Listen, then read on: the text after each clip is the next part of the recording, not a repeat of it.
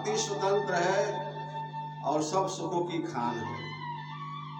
बिना संत के सत्संगत नहीं प्राप्त होती है। अनेकों जन्म का पुण्य जब इकट्ठा होता है तो संत का मिलन होता है और सत्संग से, संतों के सत्संग से जन्म मरण का अंत हो जाता है। तो संत रविदास जी महाराज का ये कथा है। जाति न पूछो साध की, पूछ लीजिए ज्ञान, मोल करो तलवार का पड़ा रंग ज्ञान। जात पात से कुछ नहीं, जाति न पूछो साध की। साध की जात से मतलब ज्ञान से मतलब होता है। जिस तरह से आप तलवार खरीदने जाते हैं तो उसका म्यान का कीमत नहीं होती है, तलवार की कीमत होती है। जात पात से कोई मतलब नहीं होता है, उसके ज्ञान से मतलब होता है। संत रविदास जी का एक कथा है। संत रविदास जी बनारस जिले के रहने वाले और मड़ुआडीह का गांव है, वहाँ के निवासी हैं और वह संत हैं। धन्य वह देश जहाँ पर संत जन्म लेते हैं और धन्य वह माता पिता के द्वारा जो पैदा होते हैं और धन्य वह ग्राम है। संत रविदास जी अपने जीवन में भक्ति करते थे और अपने जीने खाने के लिए अपना उद्योग करते थे। चमार के घर पैदा होने के नाते वह चमड़ा का ही उद्योग धंधा करते थे। जूता चप्पल बना करके अपना जीवन व्यतीत करते थे और भगवान का भक्ति करते थे। रविदास जी अंतःकरण से भक्ति करते थे, अंतःकरण को अपने फ्रेश करते थे। कहा है, निर्मल मन जन सो मोहि पावा, मोहि कपट छल छिद्र नहीं भावा। जिसका मन निर्मल होता है वही भगवान को पाता है, उनसे भगवान मिलते हैं। सोई जानहु जे देहु जनाई, जानत तुम्हि तुम्हि हो जाई। जिसका मन निर्मल होता है उसे भगवान स्वतः जना देते हैं और जो भगवान को जान लेता है वह भगवान में और उनके में फर्क नहीं होता है। तो रविदास जी आत्मदर्शी संत थे, अपने आत्मा से परिचय किए थे, भूत भविष्य वर्तमान तीनों जानते थे। रविदास जी अपने गांव में रह करके भक्ति करते थे, अपना उद्योग धंधा भी करते थे और रविदास जी कुंडली बताते थे, भूत भविष्य वर्तमान तीनों बताते थे। तो इनका बहुत प्रशंसा है क्षेत्र में हो गई रविदास जी का कि बहुत ज्ञानी हैं, बहुत ध्यानी हैं और कुंडली भी बताते हैं। ये बात प्रचलित हो गई। इस बात को सुन करके बनारस के राजा को यह पता चला कि रविदास जी भूत भविष्य वर्तमान तीनों भागते हैं। तो राजा सोचे कि हम भी चल कर अपना कुंडली उनसे दिखा लें। तो विचार किए कि वह तो चमार के गांव में बसते हैं, लेकिन हम उनके गांव में कैसे हम जाएंगे और उनसे मिलने कैसे हम जाएंगे, ये विचार कर रहे थे। उनके मन में आया कि संत जी से कैसे हम मिले, उस चमारे घर कैसे जाए, चमरोटी में हम कैसे जाए।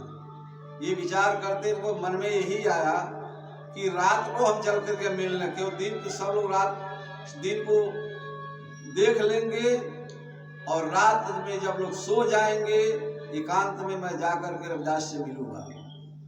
ये राजा विचार करते हैं और ये बात जो है संत रविदास जी को पता चल गया कि राजा हमारे घर आना चाहते हैं। तो संत जी स्वागत में राजा के अपने घर, उनकी गरीब थे, कुटिया उनकी छोटी कुटिया थी, वो कुटी पर रहते, गांव के बाहर रहते थे। वह चमड़े का धंधा करते थे, उनके पास रहने का बैठने का कोई स्थान नहीं था। वह किसी के घर से वह एक सुंदर कुर्सी मंगवा लिए, राजा आएंगे तो हम उनको इसी पर बैठाएंगे।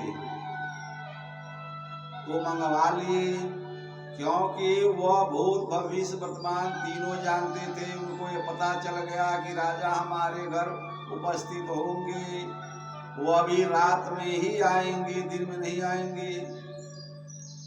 तो संत जी राजा के स्वागत में ये कुर्सी मंगवा कर रख लिए और यह इंतजार करते थे।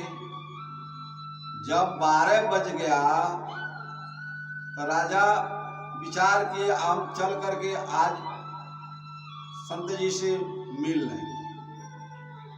सोने का टाइम था, राजा बैठे ही रह गए। 12 बजे रानी सो गई। राजा कहे हमारे घर के भी लोग सो गए, हमारे द्वारपाल भी सो गए, सब परिवार सो गया, अब हमें कांत मिल गया, अब चले रविदास से मैं मिल लूं। तो रात में सब लोग सो गए तो राजा आए, रविदास के घर पता लगाते लगाते आ गए। रविदास जी से मुलाकात जब होती है तो रविदास जी कहते हैं, अहो भाग्य मेरी, अहो भाग्य मेरी, आज हमारी कुटिया पवित्र हो गई, मैं धन्य हो गया। हमारे घर राजा आ गए, हम धन्य हो गया, बड़ी भाग्य मेरी है, अहो भाग्य है कि आज हमारी कुटिया हमारा घर पवित्र हो गया। और राजा के बैठने के लिए कुर्सी दे दी। राजा उस कुर्सी पर बैठते हैं, बैठ करके अब वो देख रहे हैं, सोच रहे हैं, उनकी झोपड़ी देख रहे हैं, उनका रहन सहन देख रहे हैं कि संत का क्या रहनी है, क्या सहनी है, यही सब देख रहे थे। राजा उनके रविदास के गुण का तो पता नहीं जानते थे, इनके अंदर क्या कला है, क्या गुण है, ये तो नहीं पता था। लेकिन रविदास जी उनकी रहनी और सहनी को देखे हैं, उनकी कुटिया पर पहुंच करके देख रहे हैं। रविदास जी उनको बैठने के लिए एक आसन दिए, कुर्सी दिए, कहे इस पर आप बैठ जाइए। राजा साहब उस पर बैठ गए। रविदास जी उनका हाल चाल पूछे और अपना हाल चाल भी बताए। और राजा साहब को विराजमान देख करके अपने कुटिया पर रविदास जी विचार करते हैं, हम क्या स्वागत कर दें आज, कि ऐसा हम स्वागत करें, हम क्या अपना धन दे दें, क्या अपना ज्ञान दे दें। अब उनको ये आदेश था कि हमारे पास जो सब कुछ दे देंगे, हम देने के लिए कुछ नहीं, ऐसा नहीं सोच रहे कि मैं कुछ नहीं दूंगा, जो मेरे पास धन है या ज्ञान बुद्धि सब दे दूंगा। तो रविदास जी विचार करते हैं, राजा को हम खुशहाल कर दें। तो राजा बैठे हैं, इंतजार कर रहे हैं कि मेरी क्या स्वागत करेंगे रविदास जी। तो रविदास जी एक कठवत रखे थे, उस कठवत में वो चमड़ा को भेजते थे, भिगो देते थे और उसे निकाल करके उसी से चप्पल और जूता बनाते थे। तो रविदास जी राजा को प्रभावित करने के लिए, खुश करने के लिए कहे, जो मैं अपने जीवन में जो मैं कमाया है, मैं भक्ति करता है, जो मुझे फल मिला है, वो फल सब हम आज राजा को देंगे, क्योंकि राजा मेरे हमारे चमार के घरे आ गए हैं और उनको हम ऐसा दान दे दें कि वह जन्म जन्मांतर में कभी उनको मिला न हो। रविदास जी अपने जीवन का भक्ति जो किए फल बना था। उस कठवत में चमड़ा भेजते थे, उसमें रक्त उसमें लगा था, जल रक्त से भिगोया गया था। तो राजा इंतजार करते थे क्या प्रसाद में देंगे मुझे। रविदास जी उनको खुश करने के लिए उस कठवत से एक चिम्मत जल उठाए और राजा से कहे कि आप हमारा प्रसाद लीजिए और हाथ पसारिए। राजा साहब जब हाथ पसारे हैं तो वही जो खून की चमड़े का लगा था उसमें वही प्रसाद उनको प्रदान करते हैं। और राजा साहब तो हाथ पर ले लिए, मारे संकोच के मारे न बोल सके न कुछ कह सके और उनको इतना लज्जा लगी, इतना शर्मिंदा हो गए अपने आप को कि ये चमड़े का पानी मुझे स्वागत में दे रहे हैं। तो रविदास जी देख रहे हैं ये जल ग्रहण नहीं करेंगे, सोच विचार रहे हैं, छुआछूत मान रहे हैं, भेदभाव मान रहे हैं। तो रविदास जी आत्मदर्शी थे, उनके हृदय की बात को जान ली, उनके मन की बात को जान ली और जान करके रविदास मेरे कुटिया में चले गए। उस समय राजा उस जल को ऐसे पीछे फेंक दिए और जब पीछे फेंकते हैं तो वो कुर्ता जो पहने थे उसके ऊपर वो छींटा पड़ गया, वो बूंद जो तार बूंद उसके पीठ पर पड़ गई। और रविदास जी कहे, हे प्रभु, ये आपको मैं अपना आशीर्वाद मैं दिया। राजा साहब कही, हम चमार के घरे आए और चमार जो है चमड़े का ही पानी मुझे पिला रहा है। यह सोच करके कहे, अच्छा ठीक है, हम भी जान लिए रविदास में क्या गुण है। अब हम भी महसूस कर लिए। रविदास से अनुमति लेते हैं कि अब हम चलना चाहते हैं अपने भवन को। रविदास जी हाथ जोड़ करके अनुनय विनय किए, ये है राजा साहेब, मेरी यहो भाग्य है कि हमारी कुटिया आज पवित्र हो गई है। तो कहे अनुमति देते हैं कि अच्छा आप जाइए, लेकिन हमेशा इस दास पर हमेशा निगाह रहे प्रभु, हमेशा ख्याल रहे इस दास के ऊपर। रविदास जी अनुनय विनय किए, राजा आवास अनुमति लेकर अपने घर पहुंचे। जब घर पहुंचते हैं तो रानी उस समय जाग रही थी, जागती थी कि राजा कहाँ चले गए। जब राजा पहुंचे तो रानी पूछती है, आप कहाँ चले गए हैं रात में, समय ज्यादा हो गया, हम आपका इंतजार कर रही हूँ। राजा कहे, हम कहीं चले गए थे।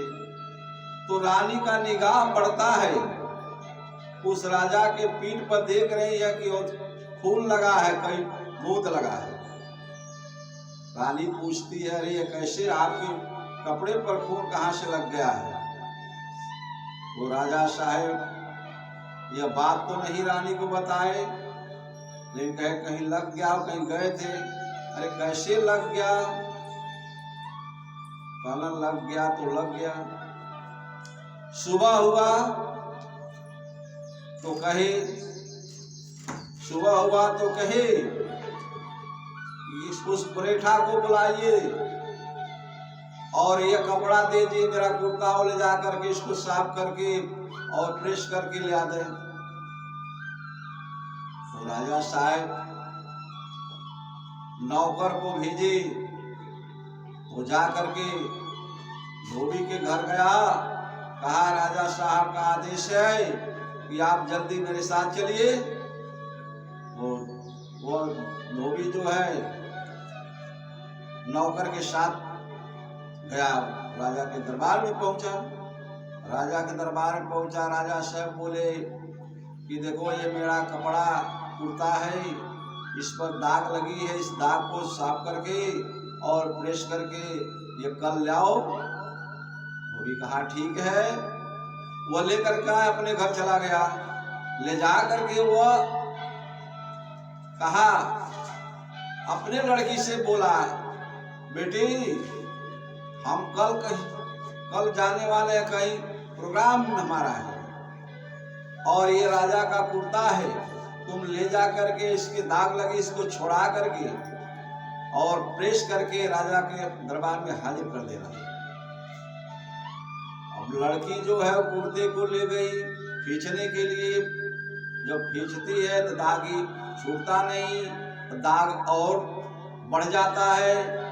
वह चक्कर में पड़ी, वो अपना जो भी साबुन सोडा लगाती है लेकिन वह दाग छूटती नहीं। वह घबरा गई कि हम क्या करेंगे, इसको कैसे फ्रेश करें, कल पहुंचाना है दरबार में, ये दाग छूट नहीं रही है। तो वह नाराज होती है, गुस्से में आती है, छूटता नहीं है, साबुन सोडा सब लगा डाली। तो उसको जिद में आई और उस कपड़े पर जो दागी पड़ा था उसको पकड़ करके अपने दांत से कूचने लगी। और जब वो कूच कूच कर दाग छुड़ाने लगी, उसमें से थोड़ा सा अंश उसके अंदर चला गया पानी के साथ।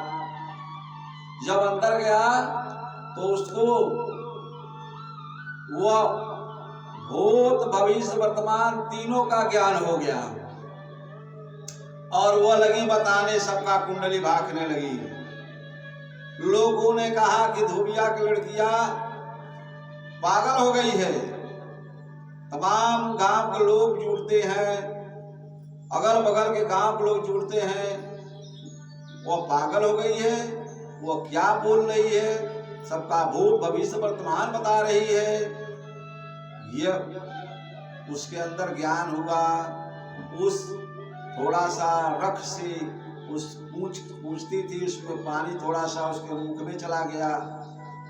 ये बात प्रचलित होने लगी, दिन दिन फैलने लगा। तो राजा को पता लगा कि धोबिया के लड़कियां पागल हो गई है। तो राजा कहे उसको हमारे यहाँ लेकर के आओ। तो उनके नौकर चाकर धोबी की लड़की को पकड़ करके दरबार में ले जाते हैं। जब दरबार में गई तो राजा साहब पूछे कि बताओ तुम्हें ज्ञान कैसे सब प्राप्त हुआ है। राजा का कुंडली बता रही है, राजा का सब बात बता रही है। वह राजा कहे कि तुम्हें ज्ञान कैसे हुआ, ये मैं जानना चाहता हूँ। वो धोबी की लड़की वही कही, मुझे ज्ञान तभी हुआ जब आपका कुर्ता मैं खींच रही थी और जब वह दागी नहीं छूटा तो उस दागी को मैं दांत से कुचलने लगी, उसमें कुछ रक्त मेरे अंदर चला गया। जो वहीं अंदर जाता त्यों मुझे दिखाई देने लगा, जड़ में चेतन में सब जगह मुझे दिखाई देने लगा। राजा साहब सोचे इतना ज्ञान, उस रख में इतना ज्ञान। तो सोचते हैं रविदास जी तो मुझे एक चम्मच दिए थे, वह रख मैं उसको ग्रहण कर किया होता तो मुझे कितना दिखाई देता, कितना ज्ञान हो जाता, भूत भविष्य मुझे भी मालूम होता। ये उनको पक्षपात करने लगे। तो सोचे कि अब एक रात और मैं चलूं रविदास के पास। तो रविदास के पास जाने की फिर तैयारी बनाते हैं। रविदास जी को पता लग गया कि राजा फिर मेरे घर पधारेंगे। तो फिर वो राजा का व्यवस्था बनाया रहने के लिए, बैठने के लिए। तो राजा फिर एक दिन जो है रविदास के पास जाते हैं और पहुंचे तो रविदास जी कहे पधारिए, उनको बढ़िया आसन दे, पधारिए, मेरी अहोभाग्य है कि मेरे दरवाजे पर राजा साहब फिर आ गए हैं, मेरी बड़ी भाग्य है, मेरी बड़ी भाग्य है। अब राजा साहब अब निगाह लगाए हैं उधर कठवत में जो पानी चबड़ा भे है, रविदास जी उधर निगाह लगा के बैठे, वही प्रसाद मुझे मिलेगा। रविदास जी वो प्रसाद नहीं दिए। राजा साहब अपना मुंह खोल के मांगे कि वही प्रसाद मुझे चाहिए। रविदास जी के वो प्रसाद तो मैं आपको दे दिया, अब प्रसाद वह नहीं मेरे पास है। राजा साहब कहे उस कठवत में तो जल भरा हुआ, उसी में तो एक चम्मच आपने मुझे दिया है। कहा वह प्रसाद, स्पेशल प्रसाद आपको मैं दे दिया, जो अपना मेरे पास था वो उस प्रसाद नहीं है, वो तो जल है। राजा साहब बड़ा नाराज हुए, उनका स्वागत नहीं हो पाया। रविदास जी उनको पहले ही बार उनको दे चुके थे, जो उनके पास ज्ञान था, जो धन था वो दे दिए। राजा साहब नाराज होकर के रविदास के यहाँ से अपने घर चले आए। और आने के बाद राजा सोचे कि मेरा अपमान हो गया, मेरा अपमान कर दिया संत, वह दिया नहीं प्रसाद, मैं खाली लौटना पड़ा उसके घर से। वह विचार बनाते हैं, नाराज हो गए, गुस्से में आ गए कि रविदास को अपने नगर में इनको रहने नहीं दूंगा। ये विचार बनाए और लगे उनको खोजने, कब ये मिलेंगे, कैसे मिलेंगे। तो रविदास जी नहीं मिले। इनको कोर खोजना था कि उस रविदास को अपने देश से मैं भगा दूंगा, अपने राज्य से मैं निकाल दूंगा। ये उनका अनुष्ठान हुआ, ये शर्त हुआ उनका, मैं उसे निकाल दूंगा। तो रविदास जी जूता चप्पल बनाते थे। राजा साहब ने रविदास को बुलवाए अपने दरबार में। रविदास दरबार में जब पहुंचते हैं तो राजा साहब की हुकूमत हुआ, हे रविदास आप जूता चप्पल बनाते हैं तो ऐसा मेरे पैर का, मेरे लिए ऐसा जूता बनाइए वह जूता किसी के पास न हो। रविदास जी के कहे जैसी आपका आज्ञा हो राजा साहब, मैं बनाऊंगा। तो गरीब थे रविदास, बहुत गरीब परिवार के थे। राजा साहब से कहे हे प्रभु मुझे कुछ पैसा अगर मिल जाता तो उसमें बढ़िया बढ़िया कीमती धातु चीजें मैं लगाता उसमें। राजा को तो पैसा देना नहीं था, उनको तो यह था अपने राज्य से इनको भगा दूंगा। राजा के पास पैसा की क्या कमी है, लेकिन उनको तो यह कोर था मैं अपने राज्य में इनको नहीं रखूंगा, मेरा अपमान किया है। वो कहे कि जाओ बना करके लेकर के आओ। अब राजा का आदेश था, अगर नहीं करते तो उनको राजा दंडनीय कर देते। तो रविदास जी पहुंचे, अपने घर पहुंचे, पहुंच करके एक जूता रविदास बनाते हैं, एक पैर का जूता बनाते हैं और तैयार करके जब तैयार हो गया जूता तो 2-4 दिन के बाद रविदास जी अपने मैले कुचैले वस्त्र में उसे लिपट करके ले करके राजा के दरबार में हाजिर होते हैं। तो राजा साहब पूछे क्या जूता मेरा तैयार हो गया है? रविदास कहा हाँ जी, एक पैर का मैं जूता आपके लाया हूं। राजा साहब पूछे क्यों? कहे अगर एक पैर में जूता अगर फिट हो जाएगा तो हम दूसरे पैर का जूता बना कर लाऊंगा, नहीं तो दोनों बेकार हो जाएगा, मेरी मेहनत नाड़ हो जाएगी, इसलिए मैं एक लाया हूं। राजा साहब कहे दिखाओ। जब मैले कुचैले वस्त्र में लिपेटे थे उसमें तमाम मक्खी उड़ती थी, मक्खी बैठती थी। राजा के दरबार में गए थे और राज्यसभा है, उस सभा में ऐसे मनुष्य को देखकर लोग घृणा करते हैं। एक तो चमार, दूसरे इसके वस्त्र मैले कुचैले, और तीसरी बात इस पर मक्खी उड़ रही है। उस दरबार में, भरी दरबार मेरा, जब रविदास जी पहुंचते हैं उसे घृणा होती है। तो राजा साहब अनुमति हुई, लाओ दिखाओ क्या जूता तुम बना करके लाए हो, कैसा जूता लाए हो। जब रविदास जी लपेटे हुए मैले कुचैले वस्त्र से जब वो जूता निकालते हैं तो जब रख दे राजा के सामने, किसी का नजर काम नहीं करती, उस पर नजर नहीं टिकती। वो देख करके चकित हो गए कि मैं ऐसा जूता कभी नहीं देखा। रविदास जी इसमें क्या डाले हो, कौन कौन सा धात लगाए हो, कैसे बनाए हो? रविदास जी से पूछना राजा साहब कि आप बताइए इसका कीमत बता दीजिए। रविदास जी कहते हैं, हाथ जोड़ करके राजा से अनुनय विनय करते हैं, प्रभु इसका कीमत मैं नहीं बता पाऊंगा। कहना क्यों? जूता आप बनाए? कहना बनाए तो जरूर, लेकिन कीमत हम नहीं बता सकते इसका। कहना कहे, रविदास जी कहे किसी जौहरी को बुला करके पूछ लीजिए। तो राजा साहब बनारस के जितने जौहरी थे सुनार, उनको बुलवाए और बुलवा कर कहे इसका कीमत बताओ, इनके जूते का कीमत लगा दो। सभी सुनार मिल करके आपस में परामर्श किए, संकोच में पड़ गए कि मैं कैसे बताऊं इस जूते का कीमत।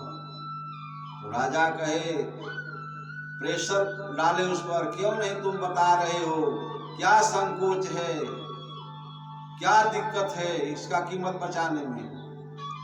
उसमें सुनार ने एक बोला, राजा साहब इसका कीमत बचाने में लज्जा लग रही है, संकोच लग रहा है। कहला क्या लज्जा लग रही है? कहला इस जूते में रविदास क्या उनसा कौन ये वस्त्र धातु डाले हैं, उसका हम लोग समझ नहीं पा रहे हैं, और उसका कीमत कौन बतावी।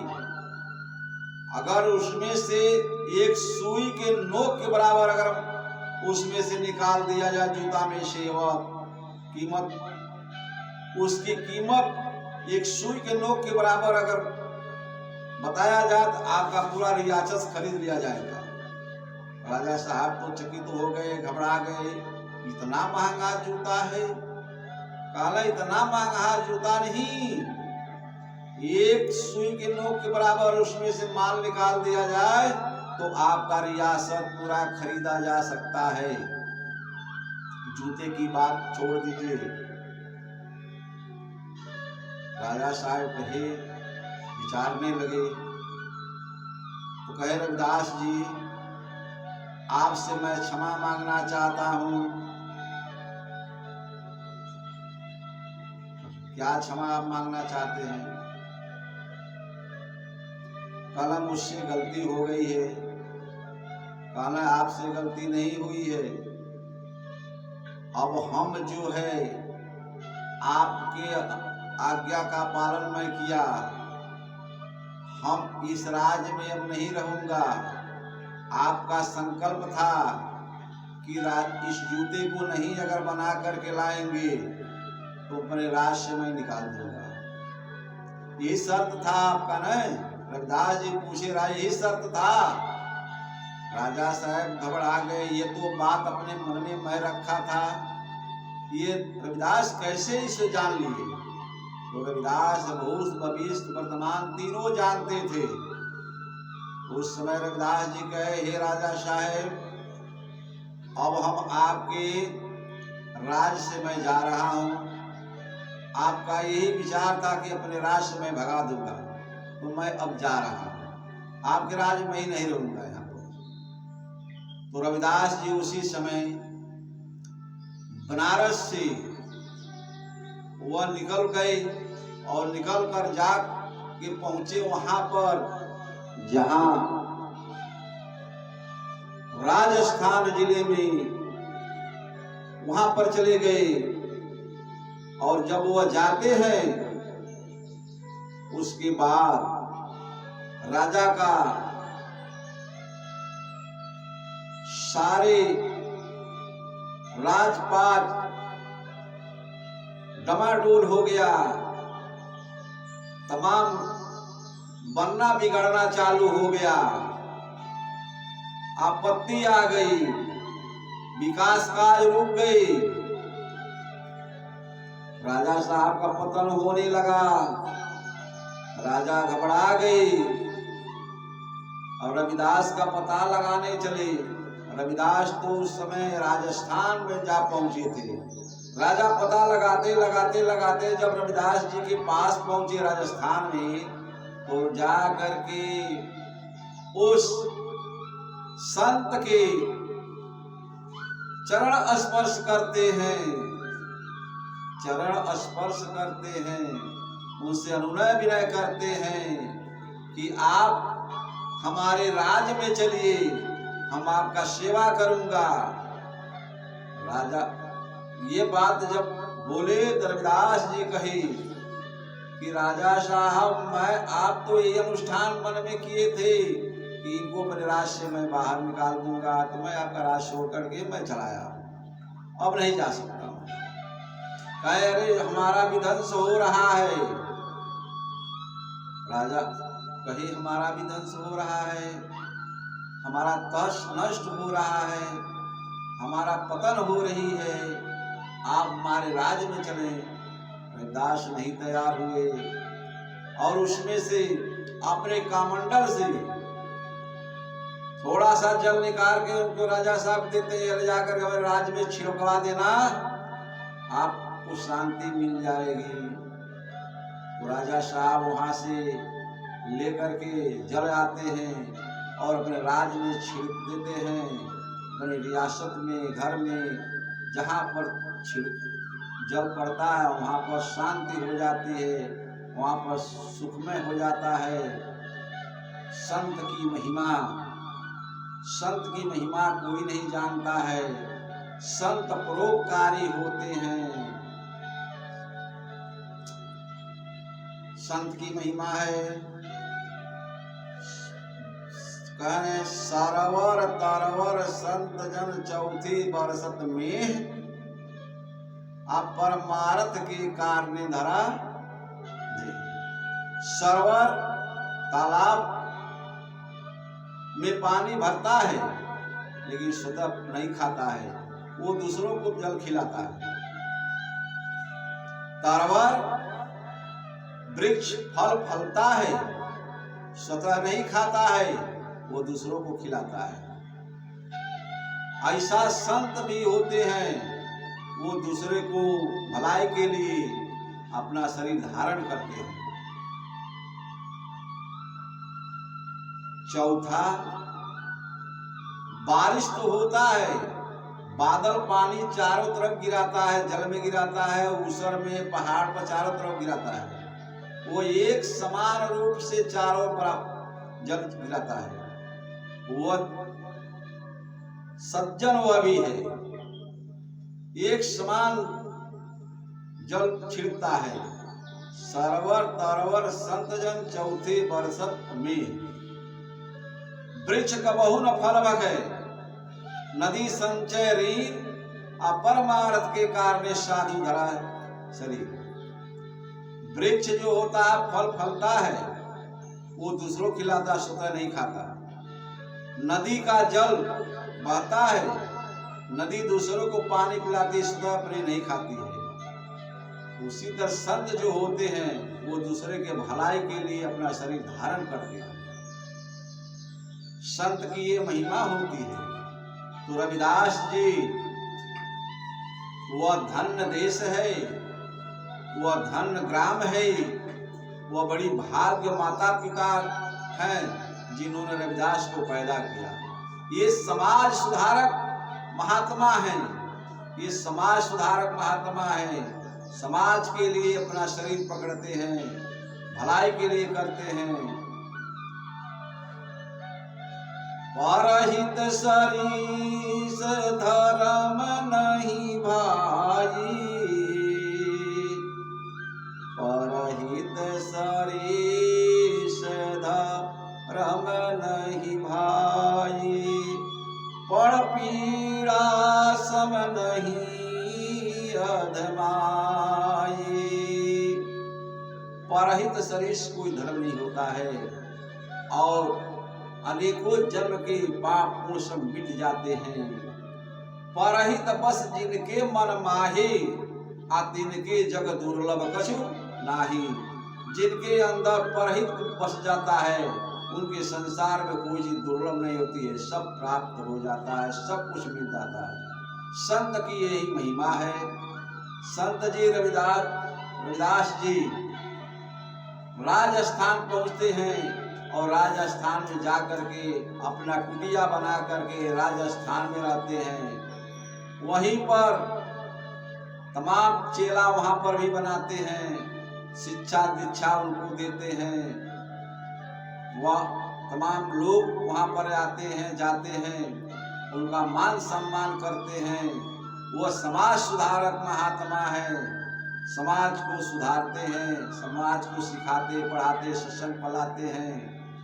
और वही कहते हैं कि संत मिलन को जाइए तज ममता अभिमान, ज्यों ज्यों पगे आगे बढ़े कोटि यज्ञ समान। तो संत के पास जाना चाहिए तो मोह माया ममता सब छोड़ करके ही जाना चाहिए। संत मिलन को जाइए तज ममता अभिमान, अभिमान जो है छोड़ करके ही जाना चाहिए उनके दर्शन प्रसन्न करने के लिए। जब ये छोड़ करके जाएंगे तभी संत के पास कुछ लाभ मिलेगा। संत का दर्शन बहुत लाभदायक होता है, उनसे तमाम पाप कट जाती हैं। तो कहा है कि दरस परस मज्जन अरुपाना, हरहि पाप कहु वेद पुराना। दरस परस और मज्जन, ये संत का दर्शन करने से, उनके ज्ञान की सुनने से, स्पर्श करने से जन्म जन्मांतर का पाप मिट जाता है। बोलिए रविदास महाराज की जय।